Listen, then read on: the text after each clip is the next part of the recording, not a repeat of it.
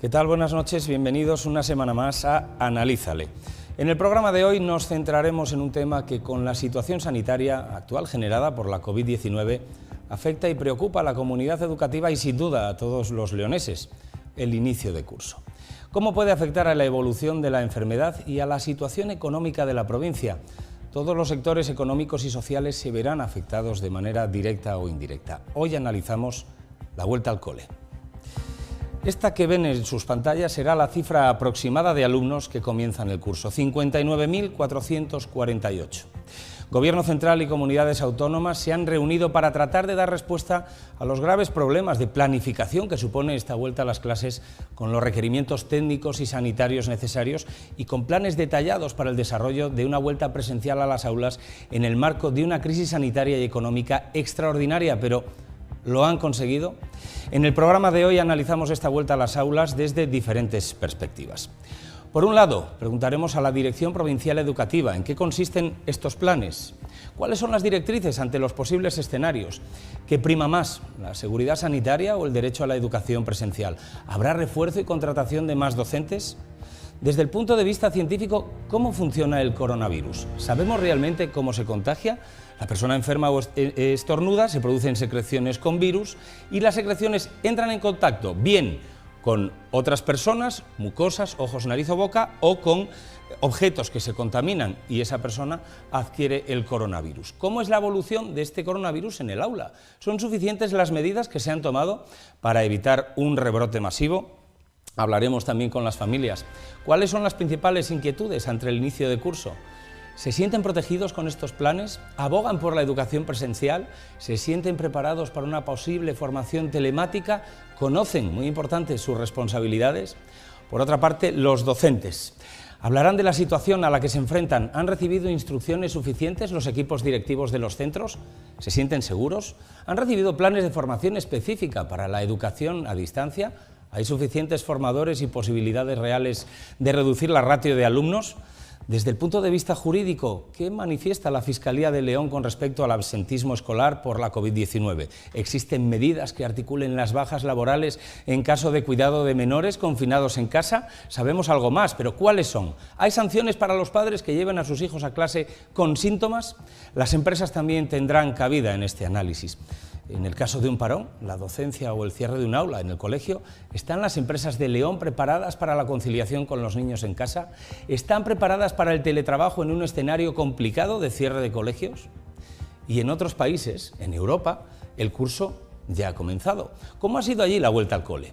¿A qué problemas se enfrentan? ¿Cómo está siendo la evolución de la pandemia? Como ven, realizaremos un exhaustivo análisis de la vuelta al cole en una situación de mucha incertidumbre y en el marco de una crisis sanitaria y económica extraordinaria, uno de los mayores retos a los que se enfrenta la sociedad en la actualidad. Comenzamos Analízale especial Vuelta al cole. Hoy os presentamos un nuevo movimiento por la inclusión, la campaña Hazte Influencer. El objetivo principal de este movimiento es comunicar que una sociedad no es tal si no estamos todos y todas incluidos en ella. Esa es la verdadera inclusión, la que no deja a nadie fuera. Las redes sociales son hoy en día una parte muy importante de la sociedad, por eso buscamos influencers de la inclusión, verdaderos influencers. Hacerse influencer es muy fácil, solo tienes que entrar en la web hazteinfluencer.com y registrarte con tu correo electrónico. Así podrás ser miembro de la primera comunidad online de influencers. Usa en tus redes sociales el hashtag #HazteInfluencer y da visibilidad a todos y todas por igual. Es el deber y el derecho que nos damos a todos de ser iguales.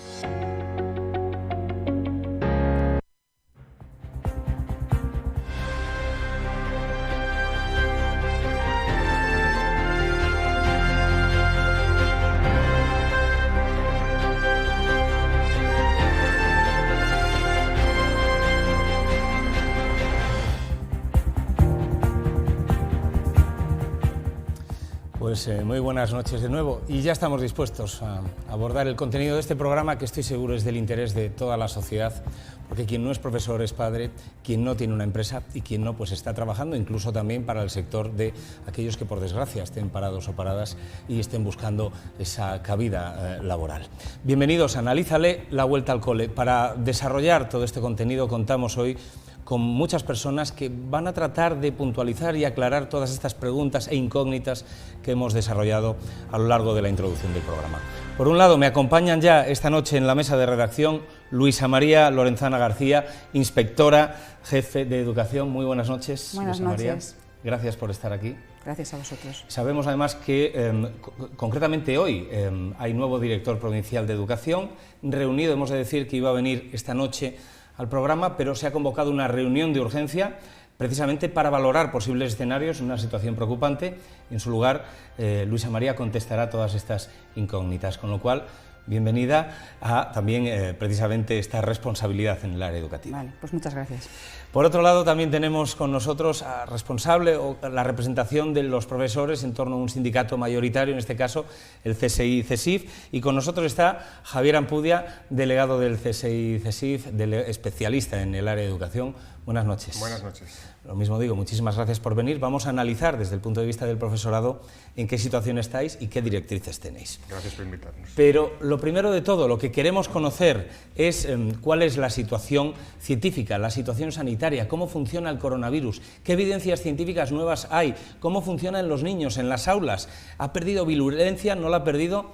Y para ello contamos con pues un experto en estas lides, Pedro Rubio Nistal, que es catedrático de veterinaria de la Universidad de León, ahora mismo está en Madrid, experto en el área de salud pública. Pedro Rubio, ¿qué tal? Buenas noches, bienvenido. Hola, buenas noches. ¿Todo bien? Bueno, situación sin complicadas, situación, Pedro, sin precedentes en el mundo, la pandemia del coronavirus. Empezamos con la primera de las preguntas. ¿Cómo se contagia el SARS-CoV-2? ¿Hay nuevas evidencias o estudios que traten sobre las vías de contagio? En aerosol, seguimos hablando de superficies. ¿Son necesarias las mascarillas? ¿Cómo es el funcionamiento? Bien, es una infección respiratoria, pero el virus se elimina también por heces. Lo que pasa es que las heces parecen ser muy poco importantes porque, entre otras cosas, por el contacto con heces es menos probable. Entonces, la transmisión fundamental es la respiratoria. La OMS se ha empeñado en que se transmite solamente por las gotitas de cierto tamaño que caen al suelo al cabo de un poco tiempo, pero la transmisión por aerosoles es cada vez más clara. Y desde luego conocemos infecciones por coronavirus, y en concreto nosotros un coronavirus del cerdo que llegó a España, no existía, y en poco tiempo, en unos cuantos meses, infectó todas las granjas. Entonces, probablemente, casi con toda seguridad, la transmisión por aerosoles es muy importante. Y por otra parte, hay que ponerse en la peor situación, por tanto, considerarla importante. Por otra parte, Pedro, ¿de qué manera afecta al cuerpo? ¿Cuál es la población más sensible? Todavía hay determinados grupos de población que sean más o menos sensibles. ¿Cómo afecta a los niños? Y si los niños realmente tienen peligro, es decir, ¿hay muertes por COVID en niños? ¿Hay enfermedades graves o enfermos graves en niños? Sí, en los niños puede haber enfermedad grave. Lo que pasa es que el porcentaje de enfermos es ínfimo, es una cantidad ínfima, pero en algunos casos puede haber complicaciones como el síndrome multisistémico inflamatorio, igual que en los adultos, y que padezcan una enfermedad grave. En cuanto a la población general, pues ya se sabe que el riesgo principal es la edad. Las personas de más edad pues corren mucho más riesgo que las personas, sobre todo por debajo de los 50 años, pues ya el riesgo es menor, aunque ha habido muertes en personas de cualquier edad. La edad no es un factor excluyente absolutamente de la enfermedad. ¿Por coronavirus o con coronavirus? Es decir, ¿mueren por el coronavirus o tienen alguna otra patología? No, pueden morir por el coronavirus. Por supuesto, si hay alguna otra patología, sobre todo en los ancianos, diabetes, problemas respiratorios o cardíacos, la mortalidad es mayor. Pero la infección por coronavirus es capaz de matar por sí misma, por las lesiones que provoca primero el virus y después por una respuesta inflamatoria que puede producirse descontrolada absolutamente y que colabora o que contribuye mucho a que el cuadro clínico sea más grave. Ahora vamos a esos datos, Pedro, pero ¿contagian más o menos los niños? ¿Qué hay ahora sobre esos nuevos estudios, ese campamento donde se estudiaba la contagiabilidad, digamos? Les llamamos, yo creo que de una manera un poco dura, vectores de riesgo. ¿Contagian más, contagian menos? Ante una clase de una ratio de 20 alumnos, ¿cuántos posibles infectados podría haber? ¿Influye de manera significativa la ratio? Cuéntanos. Bueno, faltan muchos estudios porque se ha hecho mucho trabajo de laboratorio, pero el trabajo de campo, el trabajo epidemiológico sobre contagios, pues es mucho más largo y faltan estudios por hacer fundamentales, ¿no? Por ejemplo, la dosis infectante de una persona no se contagia simplemente por contactar con el virus, tiene que contactar con una dosis adecuada. No se conoce, esa dosis puede ser muy variable en función de las personas, pero no se conoce. Los niños pueden contagiar igual que los adultos. En las condiciones, el trabajo más amplio se hizo en el Hospital de Sant Joan de Déu, en niños en campamentos durante el verano. Abarcó un estudio interesante porque abarcó a 2.000 niños y creo que, no sé, 20 y tantos campamentos. Hubo 30 infecciones primarias, es decir, que vinieron de fuera, de ellas la mayor parte, 30 de niños y 9 de los monitores, y 22 de los niños que se detectaron infectados por PCR no contagiaron. Otros contagiaron a otro niño, a 2 o en mi caso máximo a 3. Pero hay que considerar que, claro, eran campamentos al aire libre, por tanto la mayor parte de las actividades eran al aire libre, pero sí que se comprobó que el efecto de la mascarilla y de lavarse las manos con frecuencia pues era muy importante, contribuía a disminuir la transmisión. Y también que los casos en niños en el campamento estaban correlacionados con la cantidad de casos que había en la zona del campamento en la población general. Lógicamente, llegaron más niños infectados cuando la prevalencia de la infección era más elevada. Por otra parte, también hay que considerar que la PCR detecta el ácido nucleico del virus, pero no virus infectante. Faltan muchísimos trabajos para saber cómo es el virus infectante, cómo lo eliminan y cómo se comporta, ¿no? Pedro, en este punto, ¿cómo se está adaptando el virus al ser humano? Es decir, ¿hay realmente alguna evidencia que nos diga que el virus está perdiendo virulencia, como se está diciendo? Ahora hablamos de esos datos de hospitalizaciones y número de contagiados. ¿Son más leves las consecuencias de los enfermos que no infectados, de los enfermos con coronavirus? No, para nada. De momento no hay evidencia. Sí que se han encontrado cepas menos virulentas, pero de momento no parece que eso esté extendido. Vamos a ver, es un virus, como todo el mundo sabe, muy cambiable, muy mutante, ¿no? Que cambia mucho. Entonces, cuando estos virus son de esta manera, pues cambian con frecuencia y puede ser que aparezcan cepas menos virulentas. Lo que pasa es que las cepas menos virulentas pueden extenderse en la población o no. Si para el virus supone alguna ventaja evolutiva, sobre todo en cuanto a transmisión, pues se impondrán esas cepas menos virulentas. Pero si no aparece esa ventaja evolutiva, pues el virus seguirá igual. Ya es un virus que tiene una capacidad de transmisión alta, es decir, no necesita demasiados cambios para que desde el punto de vista evolutivo y de la transmisibilidad pues pueda funcionar, si se puede hablar de la palabra funcionar, cómo funciona un virus, ¿no? Manteniéndose y transmitiéndose. Se ha escuchado poco a los veterinarios y en este aspecto abarcáis una amplia experiencia en el campo de los coronavirus, pero bueno, al margen de esta cuestión, por eso acudimos a expertos en área de salud pública, se están teniendo en cuenta factores de inmunidad. Hablamos de los anticuerpos, los famosos IgG o inmunoglobulinas, ¿no? Pero se están teniendo en cuenta la memoria celular, es decir, la memoria linfocitaria, los linfocitos y otros anticuerpos que también nos protegen o están al tanto de esos virus en nuestro sistema inmune. ¿Y qué porcentaje entre unos y otros de inmunidad tendría la población en general? ¿Cuánto estimáis? Muy brevemente. De nuevo, faltan estudios. Todavía hay muchísimas cosas por hacer, ¿no? En el caso de la inmunidad de base celular, el estudio más amplio es un estudio de la Universidad de Karolinska, en Suecia, en el que participan investigadores españoles.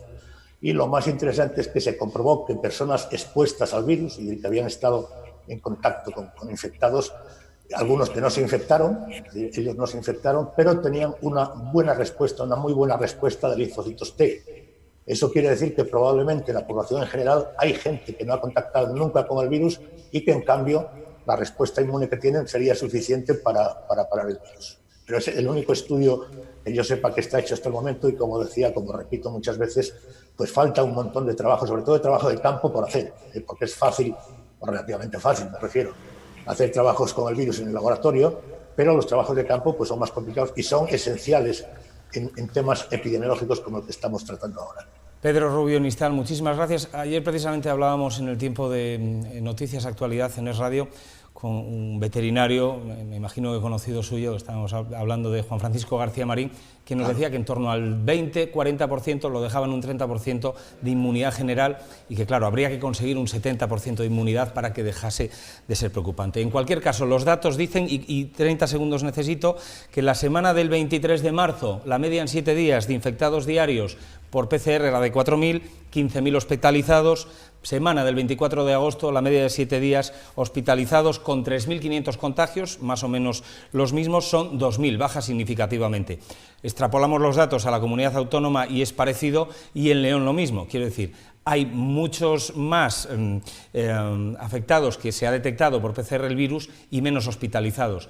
¿Cuál es el futuro que nos espera con la vuelta al cole? En 30 segundos, ¿qué cree que ocurrirá? Bueno, pues hay alguna experiencia ya en Alemania. Lo que pasa es que la experiencia alemana no es totalmente extrapolable porque, por lo que tengo entendido, que no estoy absolutamente seguro, los niños tienen obligación de llevar mascarilla en los patios y en los espacios comunes, pero una vez que se sientan en la clase, que están ya sentados en su pupitre, pueden quitársela. Eso no sé por qué lo han hecho las autoridades alemanas, porque no tiene mucho sentido. Es evidente que para el niño es conveniente llevarla, pero la mascarilla es fundamental, sobre todo en espacios cerrados donde se pueden formar aerosoles que tardan en eliminarse y que pueden contagiar a más personas.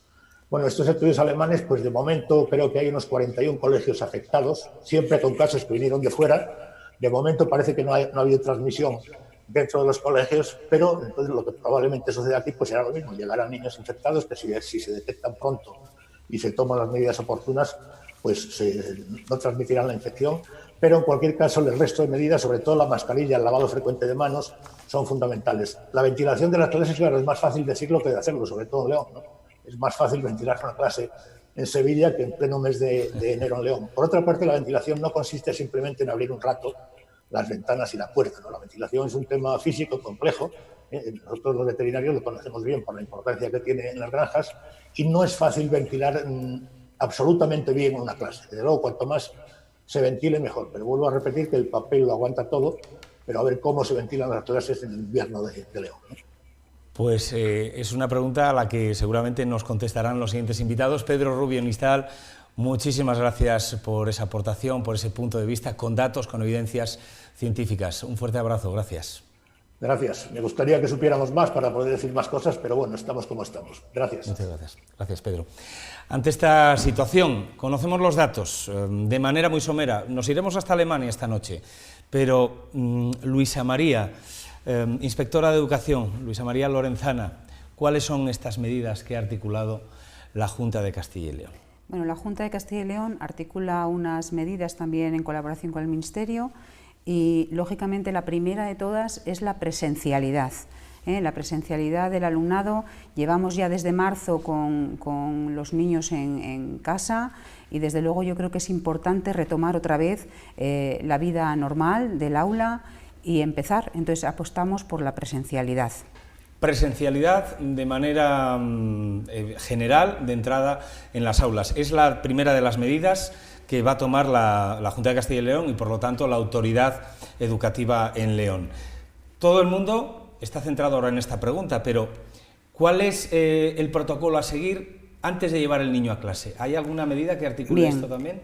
Los centros han estado elaborando desde junio ya, unos planes de inicio de curso, donde ahí se ponen todas las medidas necesarias para que el alumnado se reincorpore a las aulas. Los centros nos lo han enviado antes del 31 de julio a la Inspección de Educación y los inspectores hemos estado haciendo un análisis de esos planes de inicio. Bien, es verdad que desde el día 31 de julio a hoy, que es día 2 de septiembre, han aparecido otros protocolos, otra normativa, que desde luego hay que poner en marcha y que estamos en ello y hay que adaptar esos planes a todas las normativas que nos van viniendo, ¿no? Sí es importante que los niños, por ejemplo, pues una de las cosas pues es que tengan la mascarilla. Lo acaba de decir también el veterinario que nos ha acompañado y desde luego es una medida de seguridad muy, muy importante. Otra cosa muy importante sería un control de la temperatura. Entonces, el control de la temperatura en un centro educativo que tenga 1000 alumnos, como podéis comprender, es un tema difícil. Por eso aquí pedimos colaboración a las familias, porque desde casa, pues el tomar la temperatura a 1 o 2 niños no te hace perder, por decirlo de alguna manera, nada más que 2 o 3 minutos. Sin embargo, pues en un centro educativo de 1000 alumnos eso supondría a lo mejor pues 500 minutos, vamos a imaginar, y eso pues no podría ser, ¿no?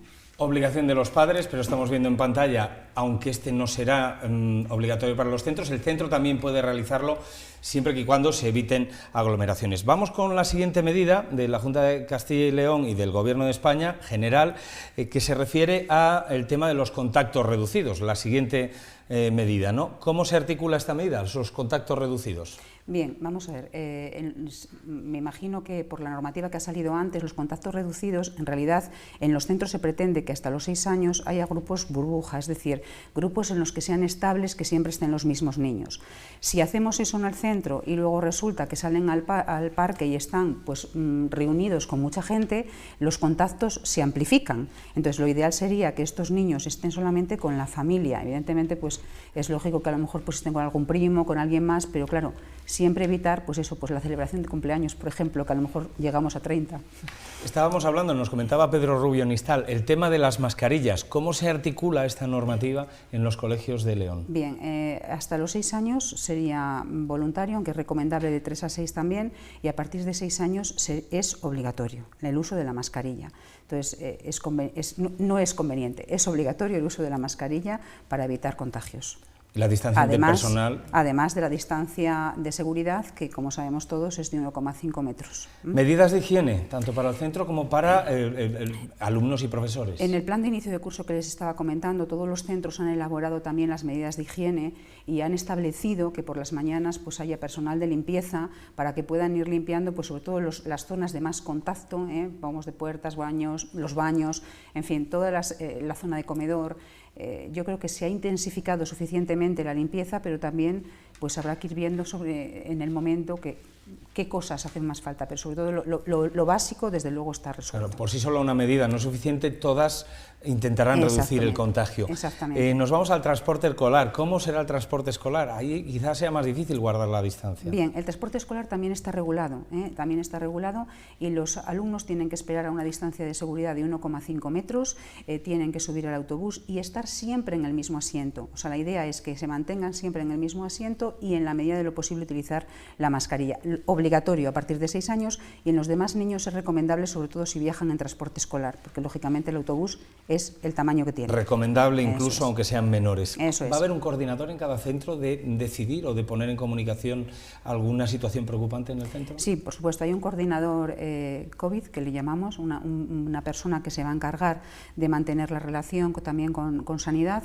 y entonces en el caso de que aparezca un caso, pues hay que avisar, por supuesto, para hacer establecer el número de contactos que haya podido tener ese niño e intentar saber si pueden ser ellos también portadores del COVID o no.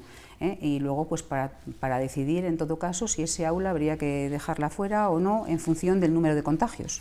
¿Un escenario complicado? ¿Se cerraría el centro? ¿Cómo se articularía este cierre? Bueno, si se cerraría el centro solamente si es ya un brote totalmente incontrolado. En principio, si es en una clase, no hay por qué cerrar el centro, porque es en una clase y sería esa clase la que tiene el problema, la que tiene que dejar de ir a clase o estar, mejor dicho, 14 días simplemente pues un poco aislada para no continuar los contagios al resto de los grupos, ¿no? Pero si ya es una cosa totalmente incontrolada y los contagios se expanden a todo el centro, pues sería también el encargado del centro de COVID de comunicarlo a las autoridades sanitarias, y son las autoridades sanitarias que nos determinarán si se cierra o no el centro. Ahora preguntamos a las familias, que tienen también su responsabilidad. Aquí todo el mundo tiene responsabilidades. Ante un brote, ¿qué deben hacer las familias? ¿Qué debe hacer el centro? Hombre, ante un brote, las familias lo que tienen que hacer es avisar y desde luego mantener la higiene, mantener las medidas, las mismas que hemos comentado para el resto de los casos, mantener la higiene, controlar la temperatura, porque igual hay un brote, pero no son todos los niños del grupo los que están afectados. Sin embargo, sí que van a estar en cuarentena. O igual no es coronavirus. O igual no es coronavirus, exactamente. Y ahora hablaremos no de cómo se articula la legislación, porque también ahí conocemos cada día nuevas medidas. ¿Son suficientes? ¿Cree que son suficientes? Yo creo que en principio es suficiente, o sea, esta es una problemática a nivel mundial. Hoy hay una reunión de urgencia, claro, en la Junta de Castilla y León, sí, ante un escenario que promete ser complicado. Nos lo decían ayer tanto Francisco Igea como la consejera de Sanidad, Verónica Casado, ¿no? Precisamente en esa reunión en la que están presentes todos los delegados, secretarios de Educación de cada provincia, ¿se está hablando de estos escenarios? Se está hablando de estos escenarios y entonces prefiero no comunicar nada hasta que no lo sepa, porque claro, si se está desarrollando ahora mismo la entrevista, no puedo yo decir otra. Con lo cual, podría haber nuevas medidas que se están estudiando ante posibles nuevos escenarios. Podría haber nuevas medidas ante nuevos escenarios. ¿Se van a realizar PCRs? A todos los profesores y a todo el personal que trabaja para la Junta de Castilla y León. A todos ellos le realizan alumnos, sí, en el caso de que tengan alguna, lo tendrán que solicitar al área de salud correspondiente. ¿Prima más la seguridad sanitaria o el derecho a la educación presencial? Bien, ante un caso como estos, es un caso de excepcionalidad. Entonces, ¿quién tiene que determinar qué prima más? O sea, el derecho a la sanidad prevalecería sobre el derecho a la educación, pero claro, tiene que ser un médico quien diga que el niño no puede ir al colegio, no cualquiera. Y el último punto, ¿se reforzará con profesorado? ¿Es posible reducir las ratios? ¿Hay inversión, hay financiación necesaria? De hecho, las ratios se están reduciendo, a lo mejor no tanto como se desearía, pero se están reduciendo y se están ampliando el número de profesores. Muy bien. Luisa María, lo dejamos aquí de momento. Luisa María Lorenzana García, inspectora de Educación, muchísimas gracias. Gracias. Y vamos a hablar con otros de los protagonistas de todo esto que está sucediendo para aclarar más dudas que nos surgen. Gracias. Gracias a usted. Continúa aquí con nosotros en la mesa y en este caso turno para conocer la opinión de Javier Ampudia, que es delegado del CSI-CESIF, responsable del área de educación en León. Comenzamos hablando con usted sobre si han recibido instrucciones concretas los equipos directivos y por lo tanto los profesores de cada centro. Sí, instrucciones ha habido muchas y protocolos ha habido muchos. Otra cosa es que esos protocolos y esas instrucciones fuesen lo precisas, lo concretas que los equipos directivos necesitarían y que el profesorado a partir de ayer, que empezó el curso escolar 2021, también necesitan. Ha habido mucha cantidad, poca calidad, creemos, en esas instrucciones. Las medidas de las que acabamos de hablar, muchas de ellas no son más que medidas de sentido común que están aplicando en todos los países y que se han aplicado en otros ámbitos, no solo en el ámbito educativo. No hacía falta establecer protocolos para hablar de mascarilla, distancia de seguridad, higiene de manos, ventilación. Hubiésemos deseado otras cosas que posiblemente cuestan dinero. Rápidamente, un sí, un no y un poquito más. ¿Se llegó tarde? Muy tarde. Las reuniones de la pasada semana, una reunión del secretario de Estado con los viceconsejeros y 2 días después, el jueves, de los ministros de Educación y de Sanidad, la ministra de Educación y el ministro de Sanidad con los consejeros de Educación y de Sanidad, el día 27 de agosto, vamos, es algo que podríamos considerar en el borde de lo insultante. Todos derivan responsabilidades, unos hacia otros. Con esta situación eso nos da igual. Las responsabilidades son las que son. ¿Se sienten ustedes seguros, los profesores? Vamos a ver, los profesores tenemos que dar una imagen de seguridad en los centros porque trabajamos con niños y los queremos. Los profesores apreciamos a aquellos con los que estamos trabajando. El proceso de enseñanza-aprendizaje es un proceso muy vocacional y entonces los profesores somos conscientes de que tenemos que dar ese ejemplo de seguridad, pero estamos preocupados porque hemos pedido, los representantes de los profesores hemos pedido unas medidas que cuestan mucho dinero, como es reducir la ratio a 15 alumnos por aula, lo cual supondría contratar unos 40.000 o 50.000 profesores, y eso cuesta mucho dinero. Comprendemos que no es el escenario económico ideal, pero eso es lo que hubiese sido necesario para llevar el objetivo de sanidad a los centros educativos. Con respecto a planes de formación específicos para educación online, ha habido muchas horas de trabajo por parte del profesorado en la comunidad educativa.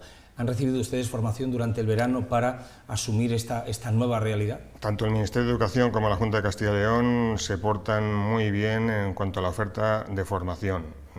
Eso es innegable, lo hemos reconocido siempre. La formación tal vez sea una de las cosas mejores que ofrece la Consejería de Educación. Lo que pasa es que hay mucho profesorado que necesita más. sobre todo por la edad. El profesorado en Castilla y León, en España en general, en Castilla y León en particular, está muy envejecido. No es lo mismo atender un curso de Moodle, de plataformas digitales, una persona de 30 años que acaba de aprobar las oposiciones, que yo que tengo 53 y que me cuesta más, y mis compañeros mayores que yo, ¿no? En cualquier caso, ¿han accedido a esos planes de formación? ¿Tienen una estimación de cuánta gente ha accedido a esos planes de formación? No sabemos el número, pero nosotros, no solo en la oferta del Ministerio de la Junta de Castilla y León, sino que el sindicato ofrece sus propios cursos. Tenemos una oferta amplísima de unos 15 cursos solamente sobre el tema de la educación online, la educación a distancia, y podemos decir que tenemos más de 10.000 matriculados este verano.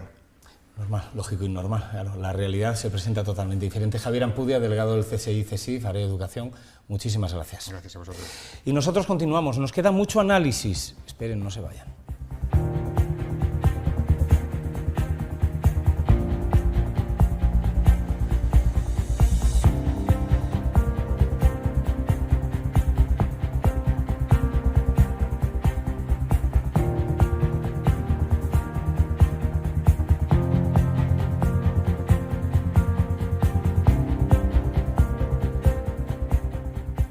Pues continuamos analizando estos datos fundamentales que tienen que ver con esta vuelta al cole y continuamos analizando esos diferentes sectores que intervienen en esta vuelta al cole.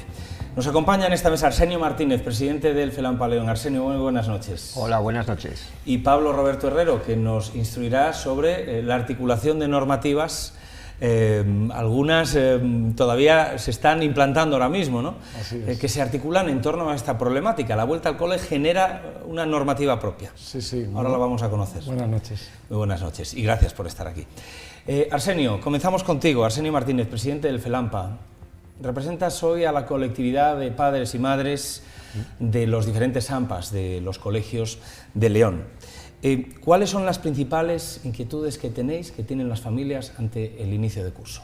Las incertidumbres siempre han estado ahí, ¿no? Un inicio de curso siempre son incertidumbres, cambio de centro, cambio de profesorado, de compañeros, de alumnos. Las incertidumbres es pues toda esta serie de medidas que tienen que acontecer para este pequeño distanciamiento social que en estos momentos pues la COVID-19 nos va a someter, para evitar ese contagio comunitario e intentar salvaguardar hasta que surja un medicamento, una vacuna que pueda estar ahí y frenar esta curva, y ¿no? frenar esta curva de alguna manera. ¿Se sienten ustedes protegidos con estos planes que hemos escuchado ahora por parte de la representación educativa de León? Nosotros tenemos que confiar, dado que estos planes están corroborados por las consejerías y ministerios de sanidad, con lo cual nosotros en ellos delegamos que están haciendo las cosas bien.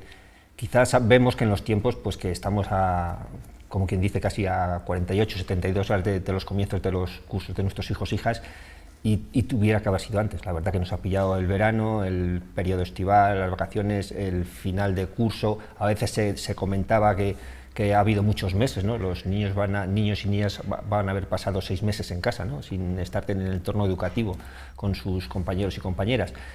Pero claro, estaba el proceso de la educación a distancia, de congeniarlo, del final de curso, y bueno, no sé, igual un acto de prudencia de no haber cogido nadie vacaciones y haber utilizado una manera efectiva, pero entendemos que todos tienen su derecho a ese descanso para comenzar este nuevo curso. ¿Abogan ustedes por la educación presencial? Ya estamos viendo algún padre, no sé cuántos son y qué porcentaje representan, pero usted seguro que recoge todas las sensibilidades, que dice que tiene miedo y no va a llevar a sus hijos a clase. Otros, en cambio, trabajadores que no pueden hacer otra cosa y se aboga por la presencialidad. De manera general, ¿cuál es ese sentir común de los padres y madres de la provincia de León? ¿Abogan ustedes por la educación presencial? Sí, lo has dicho perfectamente, abogamos por la presencialidad. Primero, porque es necesaria que nuestras actividades laborales sean compatibles con nuestros hijos para esa conciliación, ¿no? Y después abogamos porque entendemos que es la mejor educación, que la educación a distancia todavía le falta camino para que pueda ser efectiva. E incluso en etapas tempranas la educación digital no sería efectiva. Se necesita esa presencialidad, esa transmisión emocional presencial hacia los niños y niñas.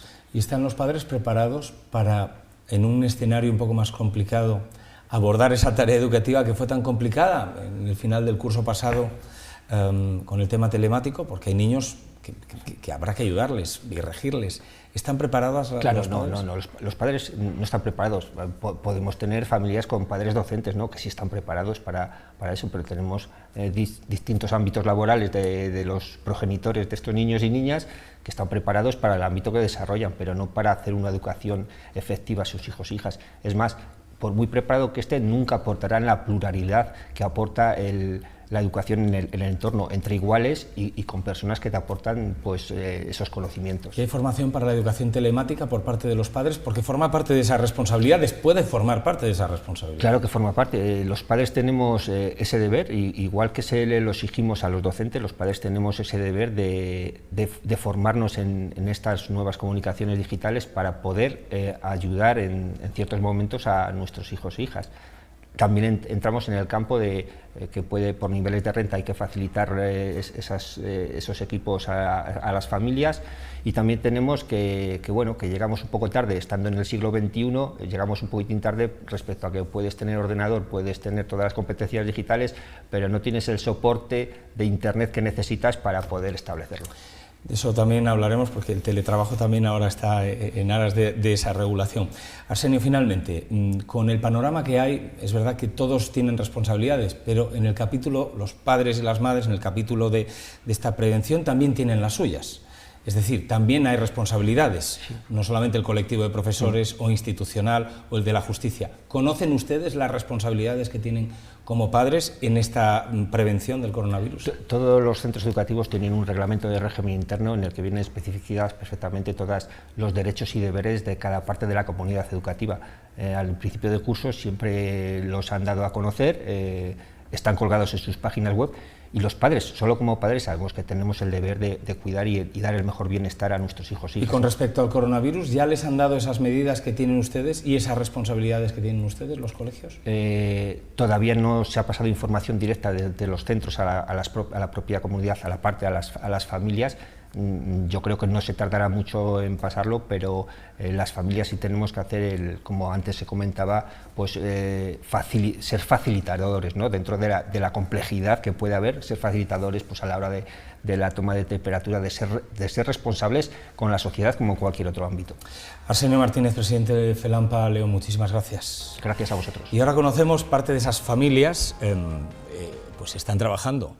Y las empresas de León, en este ámbito, en el ámbito de la educación a distancia, del teletrabajo, ¿estarían preparadas ante un escenario complicado? Es decir, ¿hay realmente herramientas suficientes? ¿Están preparadas las empresas de León? Hemos hecho esta pregunta a Javier Cepedano, presidente de la Federación de Empresarios Leoneses, y nos ha comentado esto. Bueno, yo creo que la mayoría de las empresas están preparadas para poder llevar a cabo la conciliación, ¿no? Todo lo que conlleva a la conciliación entre lo que es la vida familiar y el trabajo. Están suficientemente preparadas porque han ido haciendo sus protocolos y han ido estableciendo sus procedimientos para poder llevarlo a cabo en caso de una situación con lo que a lo mejor posiblemente se nos pueda avecinar. También es cierto que hay determinados sectores, determinadas empresas que llevar a cabo esta conciliación es más complicada. Estoy hablando de aquellos trabajos que están muy vinculados y muy directamente de atención al público. Ahí es más complicado el tema de conciliación. Es muy importante en todo esto tener presente los costes que pueda suponer. Yo creo que estos costes son costes que tienen que asumir la administración, es decir, si en realidad llevamos a cabo una buena conciliación, hay costes que tiene que asumir la administración siempre en estos momentos. Y después, muy importante, el marco apropiado para poder decidir y establecer la normativa en cuanto a todo este sistema es el diálogo social. El diálogo social es el vínculo apropiado y el mecanismo lógico para poder acordar todas estas cosas. Bueno, yo creo que el empresariado leonés se está preparando, se está concienciando y está estableciendo mecanismos para ver lo que se le pueda venir. Yo creo que el empresariado leonés sabe perfectamente la situación que hemos ido viviendo desde el mes de marzo, muy complicada y en sectores concretos muy delicada, y yo creo que está adaptándose y preparándose a lo que pueda venir a partir de ahora. Puede ser la preparación en cuanto a posibles cierres, porque se prevé una situación muy complicada, o adaptar las estructuras administrativas propias de la empresa a la situación del momento. Pues bien, en esta tesitura, esta es la respuesta de la Federación de Empresarios Leoneses a través de su presidente, y vamos a analizar otro aspecto fundamental, la articulación legal y jurídica que hay a este respecto. Pablo Roberto, RBH Global, buenas noches. Buenas noches. Bueno, pues primera de las preguntas. Hay padres o hay grupos de padres que dicen, yo tengo miedo, no voy a llevar a mi hijo a clase. Con respecto al absentismo laboral, ¿qué dice la ley? Y actualmente, ¿cuál es ese acuerdo que hay con respecto a la Fiscalía? Bueno, vamos a ver, por una parte, en relación, como comentaban antes por parte de los padres, de la obligación que tenemos los padres de llevar a nuestros hijos, de educar, y que esto es algo que está recogido en el Código Penal, es decir, que el no educar a nuestros hijos está sancionado con pena de prisión. Esto es muy importante, que la gente desde sus casas lo sepa, que no es tengo miedo, hay que justificar esos miedos, y sobre todo porque es obligación del centro escolar iniciar un expediente para informar a las autoridades de lo que está pasando. Esto, la competente es la Fiscalía de Menores, que es la que va a interpretar si el no escolarizar a tu hijo por este motivo del coronavirus es causa suficiente como para instruir una causa penal, para abrir unas diligencias y que, bueno, que pueden acabar con un resultado nefasto para los padres, ¿no? Lo quiero dejar esto muy claro porque es un tema muy importante, y a veces el ser alarmistas y el no, pues yo no voy a llevar a mi hijo, bueno, que uno sepa las consecuencias que puede tener. Sí, pero la situación es excepcional. Desde luego, y como tal excepcional, no hay unas instrucciones todavía por parte de la Fiscalía de Menores, pero sí que ha habido conversaciones, declaraciones por parte de ellos, incluso medios de comunicación, en las que, bueno, aquí en León se va a interpretar como algo excepcional y que, en principio, salvo casos muy graves y que haya, desde luego, algo que no justifique, pues estas ausencias motivadas por el riesgo que haya, evidentemente, si los colegios cumplen con el protocolo, si los padres cumplimos con el protocolo, no tenemos por qué poner en riesgo la seguridad de nadie. Yo creo que es muy importante que sigamos todas las indicaciones de las autoridades, y si seguimos las indicaciones de las autoridades, aunque alguien en algún momento vea que puede haber agujeros en el sistema, en principio, con todas las salvaguardas posibles, porque claro, esto decirlo así tiene sus consecuencias, pero evidentemente no se van a iniciar acciones penales contra esos padres. Pero de verdad yo creo que aquí es momento de todos poner nuestro grano de prudencia, nuestra cordura, y pensar que si cumplimos las normas no tiene por qué haber riesgo para nuestros niños ni para nuestras familias. Bueno, al principio es penable, es un delito, pero debido a la excepcionalidad, de momento no se van a articular medidas, se verá cómo evoluciona todo esto, ¿no? Lo que está claro es que desde los 6 años es obligatorio llevar a nuestros hijos a clase. Dentro de este panorama, claro, cuando uno de nuestros hijos presente síntomas, ¿qué consecuencias jurídicas puede tener o penales puede tener el, siendo conocedores de esta situación, llevar a nuestros hijos a clase? Lo digo por esas economías que todavía quedan sumergidas, esas personas que ponen en riesgo cada año la salud del resto de los colectivos. A ver, aquí hay, evidentemente, todos los padres, como se ha comentado, tenemos que hacer una certificación, igual que durante el estado de alarma los empresarios teníamos que hacer una certificación para que los trabajadores que estaban en actividades esenciales pues pudiesen moverse, o gente que no estaba en actividades esenciales pues tuviese que, en la época que estaba más abierto, pudiese desplazarse, y cualquier autoridad le pedía, oiga, ¿usted dónde va? Pues mire, yo trabajo aquí, tengo que hacer este desplazamiento, esta es mi función, este es mi horario, para estar salvaguardado por una certificación. Esa certificación, que en su momento, incluso en otros países, se ha considerado que podría ser una falsificación de documento, es decir, que se podría estar cometiendo otro delito si alguien no está utilizando esa certificación para fines que no le corresponden, porque se está falsificando un documento privado, pues podríamos extrapolarla a la situación que nos vamos a encontrar ahora. Los padres vamos a tener que certificar que nuestros hijos no tienen fiebre. Es verdad que ya entramos en temas médicos que son más difíciles de demostrar, de si yo vine aquí a la televisión, que se me ha tomado la temperatura al entrar, si tenía o no tenía fiebre, o la he cogido al entrar en el plató. Bueno, claro, en este punto se debe confiar en la responsabilidad ciudadana, quiero decir, ante un problema tan grave se presume que el ciudadano es responsable, ¿no? Correcto, pero hemos emitido un documento, lo hemos firmado, y nuestra responsabilidad como padres es a nuestros hijos todos los días medirles la temperatura. ¿Por qué?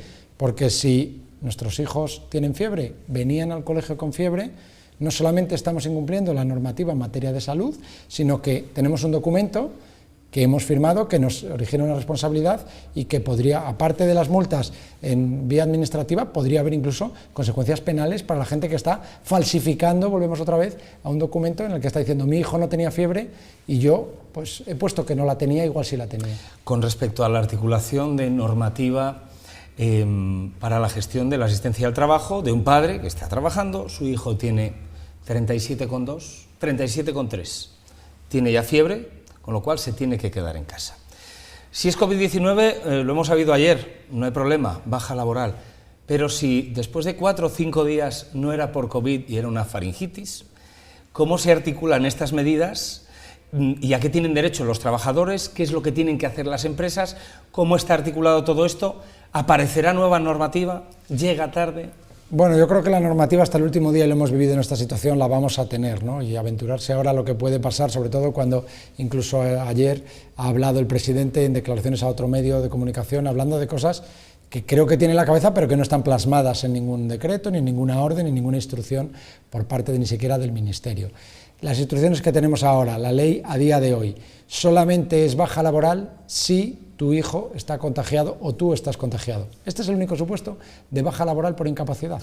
Claro, pero si tenemos nuestro hijo en casa 5 días, nos dan la PCR negativa, ¿qué es lo que ocurre? ¿No está remunerada esa baja? Evidentemente hay un programa en el que esto se considera, es un permiso, con lo cual, y ante ahí que debe prestar la empresa, lógicamente. Correcto, y ahí veremos, pues, en la situación de cada empresa y la tipología, si es un permiso que tendrá el carácter de recuperable porque se pueda recuperar, si esa persona puede estar aislada teletrabajando, con lo cual percibiría su retribución normal y corriente, o si es un permiso no retribuido porque se desempeña un trabajo que no se pueda recuperar por la circunstancia que sea, con lo cual pues volvemos a diferentes escenarios. Igual hay gente que esta situación le complica mucho porque durante 15 o 20 días, o yo conozco casos de hasta 60 días en aislamiento porque no le acababa de salir el PCR negativo, con lo cual si alguien está 60 días sin cobrar, pues estará en una situación muy complicada. También entiendo que las bajas médicas las emiten los médicos y que no hay ninguna autoridad que se pueda poner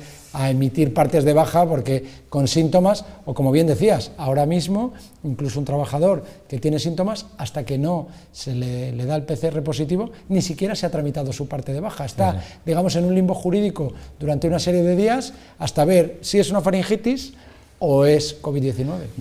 Veremos a ver lo que ocurre estos días y estaremos al tanto de ese asesoramiento también en lo que a normativa se refiere, puesto que aparecerán, a tu modo de ver, nuevas regulaciones, ¿no? Entiendo, conforme se vaya dando esta situación. Estoy seguro, ya pasó inicialmente y además incluso respecto a cómo se considera ese accidente de trabajo, con lo cual las empresas no tienen que hacer frente al importe porque se hace a cargo de la mutua de accidentes o contingencia común como se pretendió y son las empresas las que lo tienen que pagar. ¿Se verá día a día con nocturnidad y alevosía a través de reales decretos o no? ¿O será un poco más pausada esta normativa? Yo, viendo que en España nos gusta hacer todo el último día, yo creo que probablemente algún domingo tengamos algún susto y sepamos el lunes lo que entra en vigor un domingo por la tarde. Estaremos pendientes, contaremos con el asesoramiento de nuestros expertos de referencia RBH Global.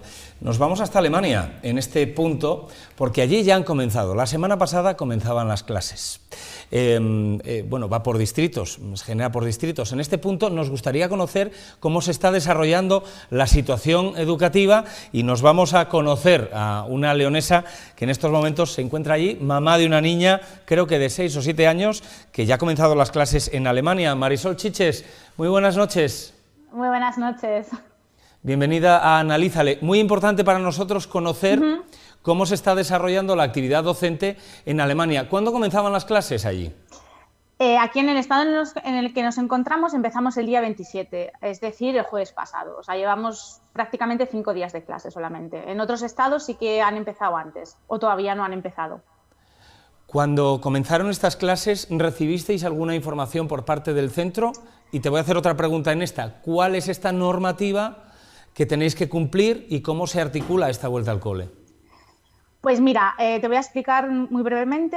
Empezamos el colegio el día 27, el día 18 nos llegó un email de la directora simplemente diciéndonos que el Ministerio de Educación de la Baja Sajonia había decidido que los niños fueran todos los días al colegio, deberían llevar mascarillas y que bueno, que se extremarían las medidas de higiene, pero no nos dijeron absolutamente nada más. El día 27 empezaron al colegio y por una reunión de padres de otros niños nos hemos ido enterando un poquito más de los protocolos que se van a llevar a cabo en caso de que hubiera un caso positivo.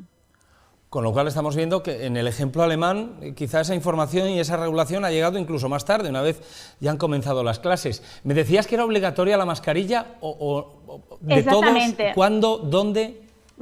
La mascarilla es obligatoria, bueno, en los 2 primeros días era obligatoria al entrar también al colegio y al salir, y me he dado cuenta que, y he preguntado a mi hija, y ahora ya no la tienen que llevar obligatoriamente ni al entrar ni a salir, solamente la tienen que llevar cuando van al baño, porque tienen que ir al baño en un edificio que es distinto a donde está ella estudiando, o por ejemplo cuando tienen que ir al pabellón para hacer deporte, porque también está en otro edificio donde ella está actualmente estudiando.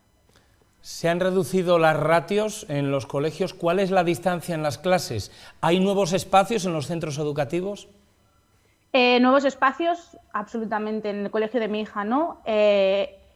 Distancia de seguridad en la clase tampoco hay. Están sentados en forma de U, o sea, están sentados absolutamente todos juntos. Y de momento, pues bueno, pues está bastante tranquilo. No, en la ciudad en la que estoy, de momento no ha habido ningún caso positivo en ningún colegio.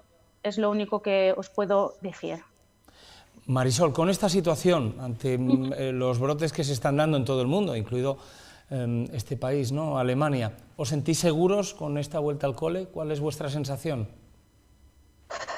Bueno, seguridad yo creo que tenemos que tenerla un poco entre todos, ¿no? Los niños sí que les están diciendo todo el día que se tienen que lavar las manos, que no pueden jugar con los niños de los otros edificios ni de las otras clases, que solo pueden jugar con los niños con los que van ellos a la misma clase.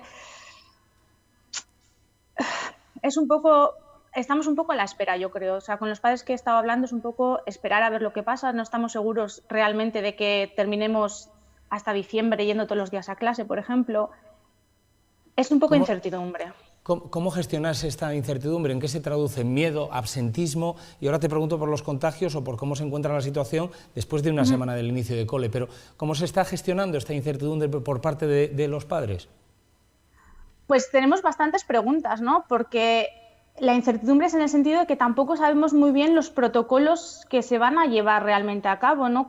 ¿Qué va a pasar? Si, por ejemplo, hay un niño positivo, si van a cerrar el colegio o van a cerrar solamente el edificio en el que están estudiando. Es un poco el no saber, ¿no? O sea, nos falta un poquito también de información y yo creo que eso también es un poco la incertidumbre en la que nos encontramos ahora, por decirlo de una manera. Marisol, y finalmente, última de las preguntas que te vamos a hacer. ¿Cómo está siendo la evolución de la pandemia en la zona, en la región en la que tú te encuentras, después de una semana del inicio de las clases? Mira, la verdad que en la ciudad en la que yo estoy estamos bastante tranquilos, por decir una manera. Somos una ciudad de unos 180.000 habitantes y tenemos ahora mismo, creo que activos son unos 19 casos positivos y unas 70 personas creo que en cuarentena. Entonces, en ese sentido estamos bastante tranquilos. ¿Qué va a pasar ahora? Porque yo creo que hay que esperar una semana más todavía. El sentido es, las vacaciones han terminado el día 27, la gente ha venido de vuelta de vacaciones y una semana, yo creo que una semana creo que es fundamental para saber un poco cómo se va a desarrollar un poquito más aquí los casos positivos o no.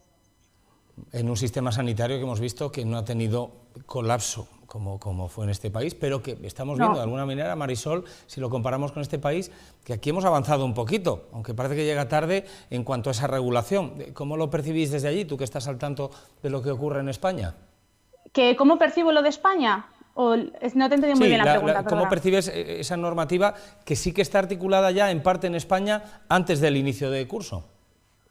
Hombre, yo creo que está bastante bien. Creo que también hay mucho miedo porque también hay muchas cosas que también son muy inciertas o que no se están muy seguras. Por ejemplo, estaba escuchando antes qué pasa si un niño le hacen una PCR y es negativa después de estar 5 días en casa. O sea, es complicado.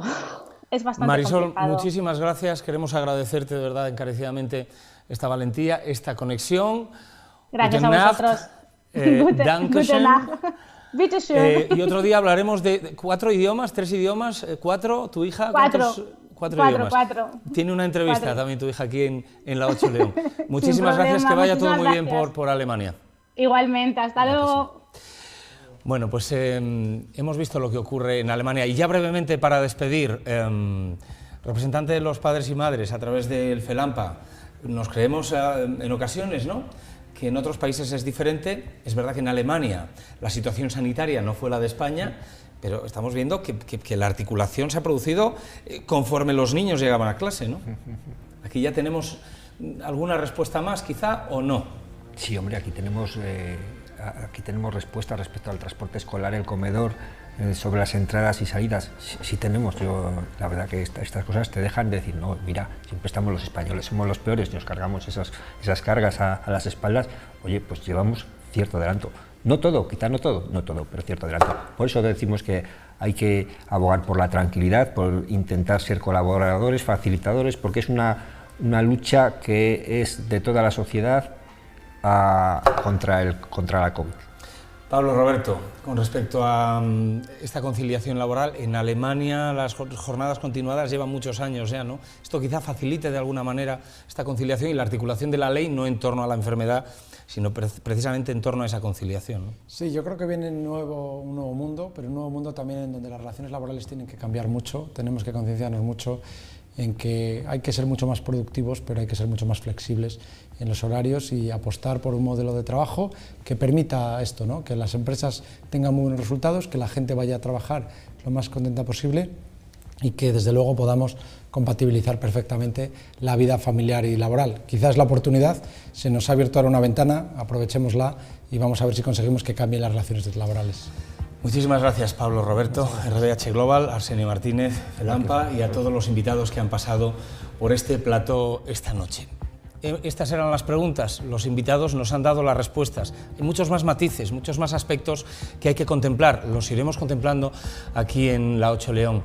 Agradecer encarecidamente esta labor titánica de producción que conlleva un programa de estas características, a todo el equipo técnico, a la directiva y a la sociedad leonesa en general, porque se ha prestado para intentar responder a las principales incógnitas de lo que va a acontecer en poquitos días. La vuelta al cole.